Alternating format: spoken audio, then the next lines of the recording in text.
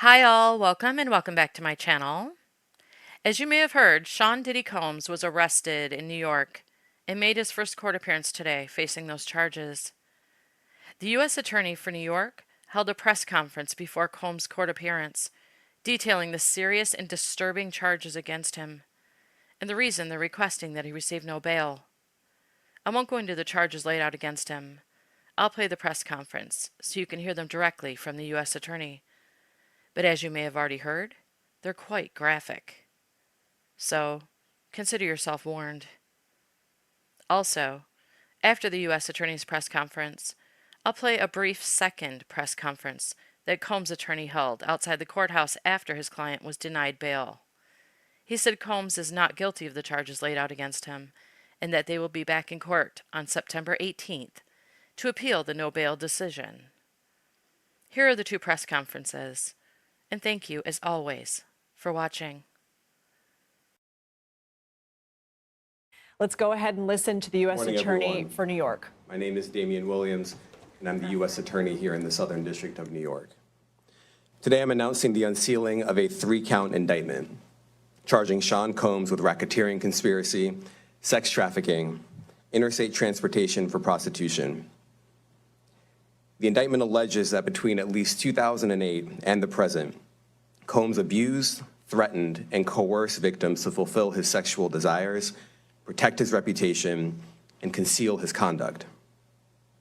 As alleged in the indictment, to carry out this conduct, Sean Combs led and participated in a racketeering conspiracy that used the business empire he controlled to carry out criminal activity, including sex trafficking, forced labor, kidnapping, arson, bribery, and the obstruction of justice.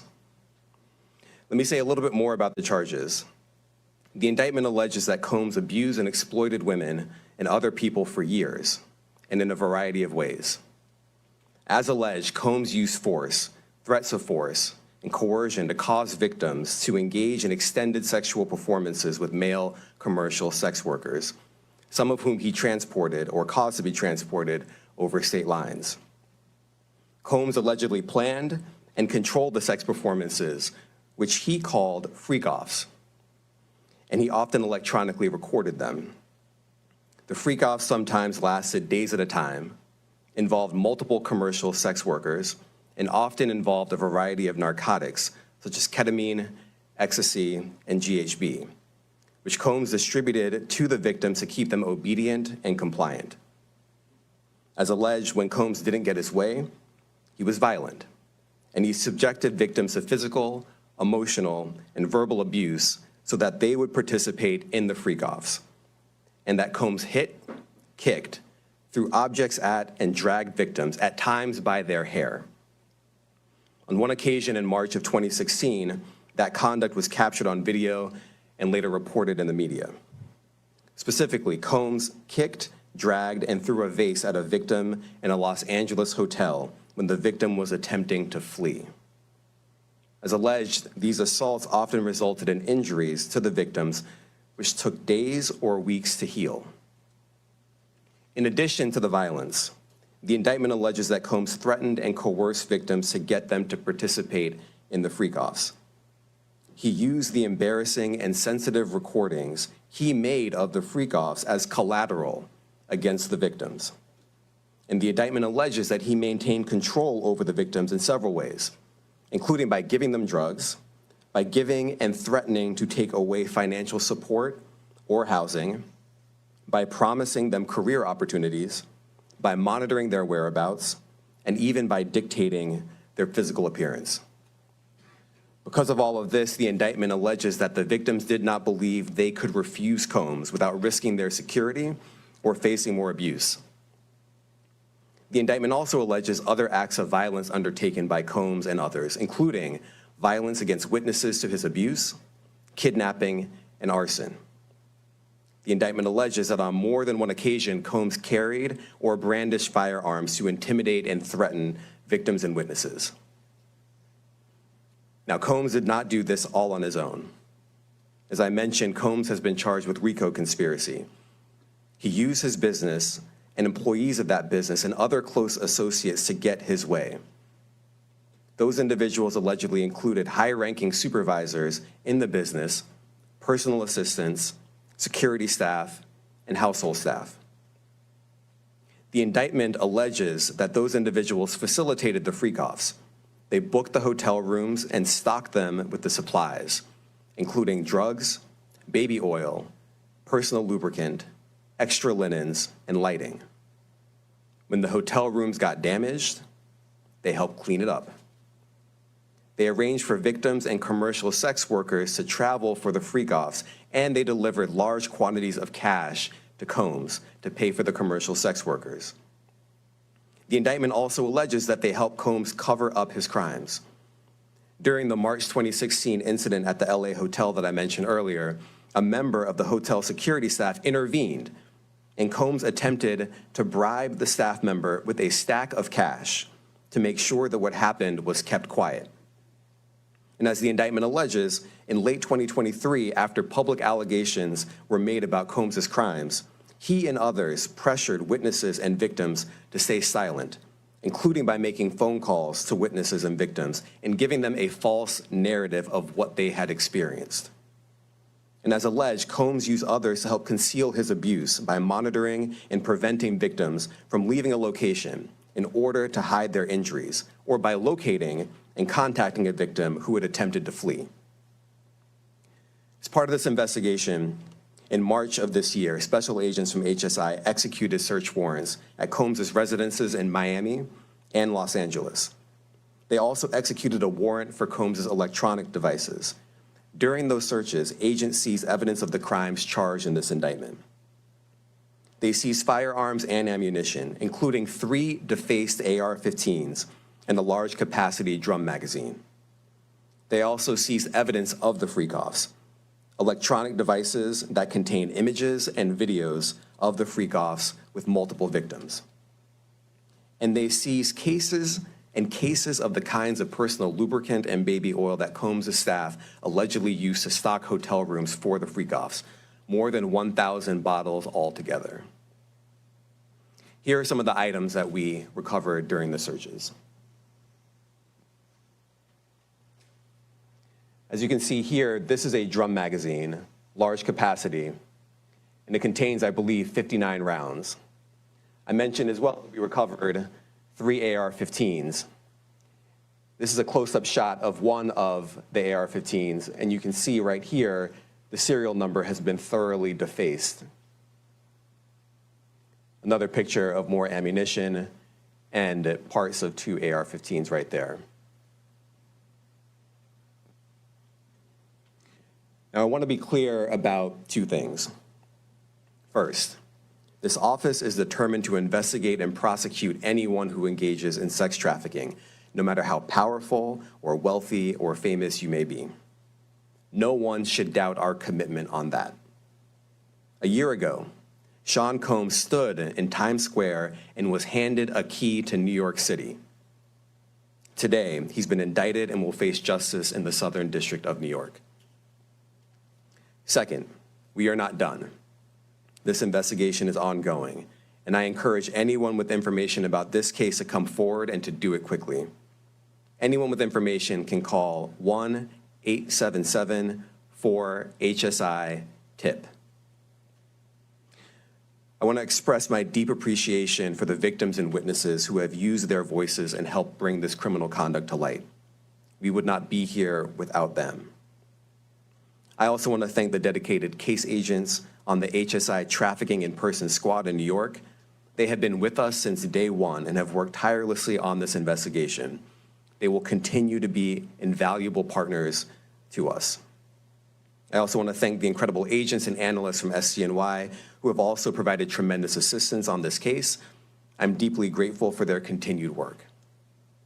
And finally, I want to thank the outstanding career prosecutors from SCNY who are handling this case. Meredith Foster, Emily Johnson, Chrissy Slavic, Madison Smizer, and Mitzi Steiner, and their supervisors, Jamie Backleepter and Jacqueline Kelly. They are members of the Civil Rights Unit in our criminal division. We created the Civil Rights Unit when I became U.S. Attorney.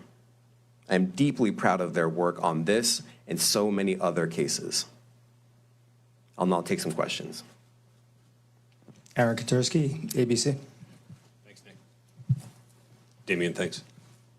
The indictment describes aggressive, open, violent, hedonistic abuse that you say was recurrent and widely known. Why did it take law enforcement so long to intervene? How many women were victimized by Sean Combs, and how many others were involved? Look, our investigation is ongoing. We are committed to bringing justice to everyone who's been victimized by the defendant. I can't tell you why it took so long. I think the better focus is on the fact that we are here today. And we are committed to making sure that justice is done. Next question. Thank you. Julia Ainsley, NBC. Thank you for doing this. You said we are not done and that Combs did not do this alone. Do you foresee that there could be other charges related to this case? I'm not taking anything off the table. Janet Fisher, Newsday. What's the difference between the sex trafficking and promoting travel for the purpose of prostitution? Well, there are different crimes with different elements. I don't think we should get into the nitty-gritty of the legal discussion right now, but the sex trafficking, we believe, they're all serious offenses, but the sex trafficking conduct carries some significant penalties, and we are gratified that we were able to bring that charge. Is one more coercive than the other? I'm not going to be able to get into that, but you can look it up, and yes, sex trafficking, especially when it involves coercion or force, is a very serious crime, and it carries significant penalties. Good afternoon, Darla Miles, ABC 7 New York. Thank you for this press conference and for the details. Two questions. In context of this indictment and the information that was presented to the grand jury, are you able to clarify the number of victims? It's mentioned plural in the indictment, but can you specify the number of victims just for this particular indictment? And secondly, can you provide details about the alleged arson? Unfortunately, I'm not able to provide either. The number of victims, you are correct. We are intentional in saying multiple. The details of the arson incident are limited to what we have in the indictment and also the detention letter that we filed, which contains more details than the indictment does at various points, but we don't have anything more beyond that. Next question. Lynn Tran, CNN. Are any of his accomplices or associates under investigation? And additionally, could he face any more charges? So the investigation is ongoing. That means both as to him and to anyone else who we believe committed the crime with him. Next question. Juliette Papa. Hi, good morning from 1010 Wins. Any indication that some of the women or victims here were imprisoned in his residences, and did he have locations where he kept them, and were not allowed to leave? And also, he's indicted here, although there were searches and raids in LA, Miami. Why in New York? Well, I'm biased. I'm the U.S. Attorney in the Southern District of New York. I think that we have an outstanding track record of bringing some of the most impactful, sprawling, complex, difficult sex trafficking, human trafficking, labor trafficking, you name it. The Southern District of New York can do it, and so we're very proud of that.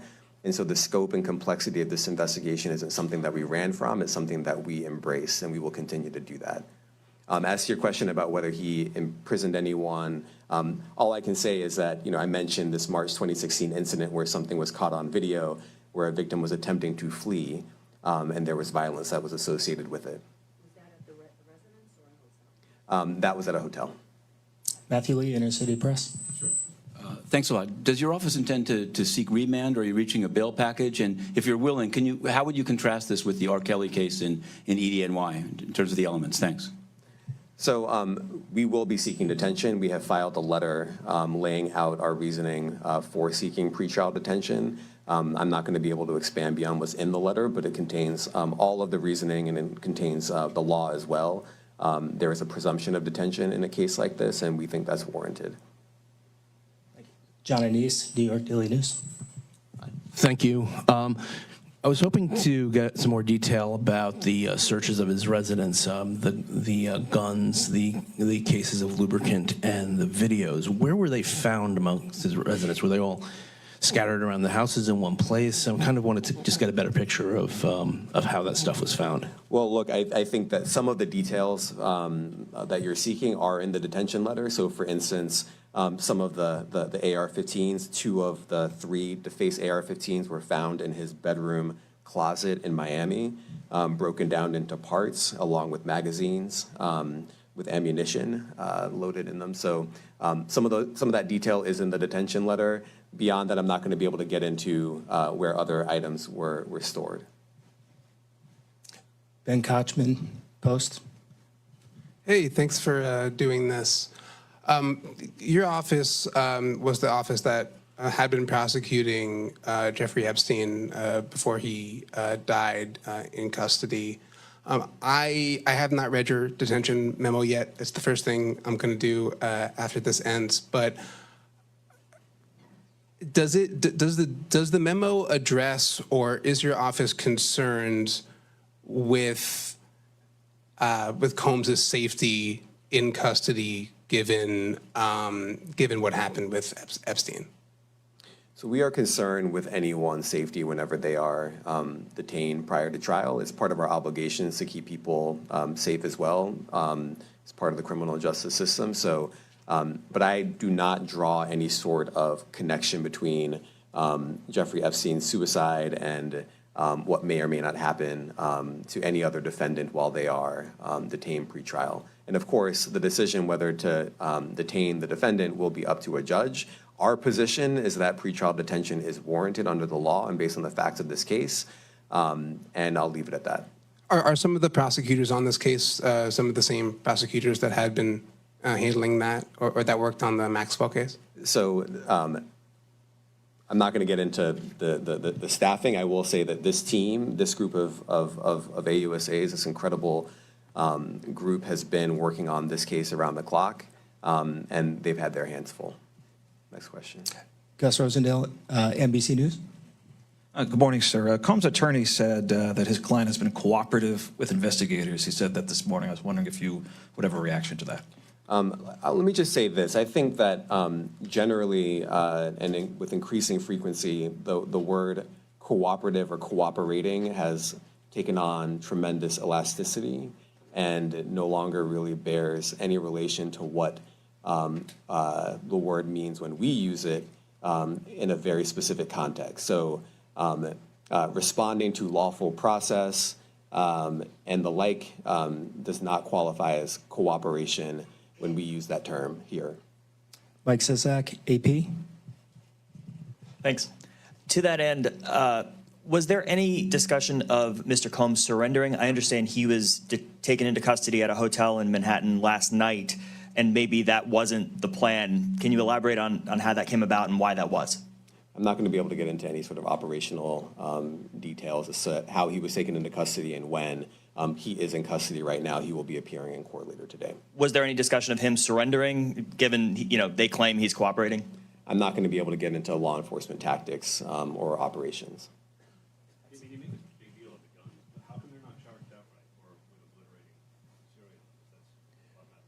Well, I can't get into the charging decision. It is very meaningful to us that weapons were possessed, as we allege in the indictment.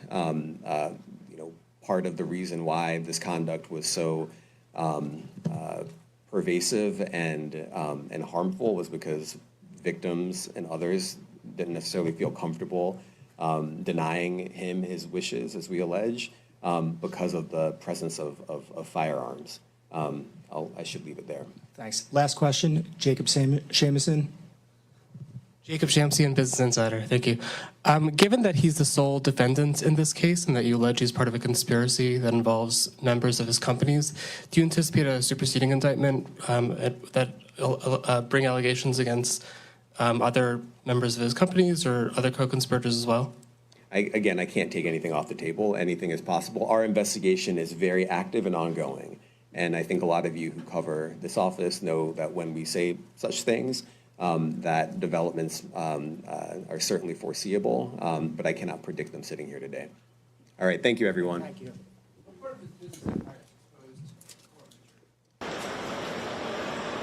All right. So this was the first step. We have a bail appeal scheduled for tomorrow at 3:30 in front of Judge Carter, the district judge assigned to this case.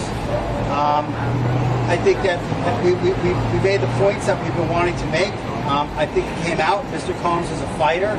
He's going to fight this to the end. He's innocent. He came to New York to establish his innocence. He's not afraid. He's not afraid of the charges. There's nothing that the government said in their presentation today that changes anyone's mind about anything. He's been looking forward to this day. He's been looking forward to clearing his name, and he's going to clear his name. And we're going to stand by his side as he does. We believe in him wholeheartedly. He didn't do these things. This was a 10-year relationship. There's no coercion. There's no crime. There's basically just, someone who brought a civil case and now is finding themselves as a witness in a criminal case. And we're going to fight this case with everything we have, as is he. And eventually he's going to be shown to be innocent. And so tomorrow we fight again, and we'll fight every day until we don't have to fight anymore. Why did the arrest happen last night instead of today as planned? I don't know. The question is, why did it happen last night instead of today? I don't know the answer to that question. Are you going to be I just want to make one point very clear. We have no power. All we can do is show good faith. He got on a plane and he came here. And if he stayed here for one day before the case started, or for 1 year before the case started, he was going to stay as long as he needed to stay.